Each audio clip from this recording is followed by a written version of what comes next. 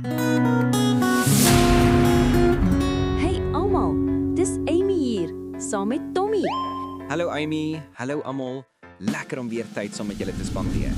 Amy, ek dink nou hier by myself. Het jy al opgelet hoe die kokerboom lyk soos iets uit 'n sci-fi movie?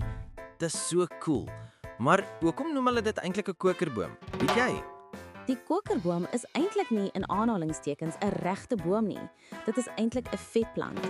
Die naam kokerboom kom inderwaarheid van die Sanmense af wat lank terug van die holtakke gebruik gemaak het om op pile in te bære. Dit was soos 'n kokerhouer gebruik en dis waar die naam kokerboom vandaan kom. Wow, dis slim. So die boom was basically an ancient toolbox. Presies.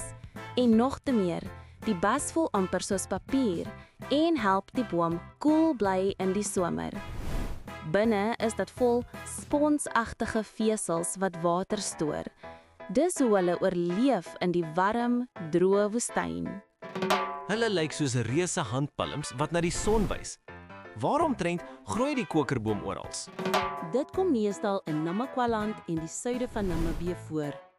Die kokerboom hou van klipperige, droë grond en baie son. Party van hulle is meer as 200 jaar oud. Ja, ek wens ek kon so lyk in die winter. Vol kleur en energie. Ja, en weet jy wat nog cool is? Die kokerboom maak sy eie skaduwee.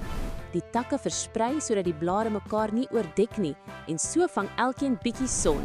So die kokerboom is basies 'n selfgeorganiserende sonpaneelplant. Dis presies dit. Die natuur is slim. Die kokerboom wys so iets eenvoudig. Met water, son en tyd iets ongelooflik mooi kan word.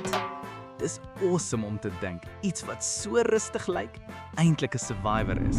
Dis hoekom ons dit love. Die kokerboom staan vir uithou vermoë en balans met die natuur. Ag wel, dit raak laat en tyd om huis toe te gaan. Tot volgende keer vriende. Hou jou wortels diep en bly trots. Bye almal. Sien julle weer binnekort.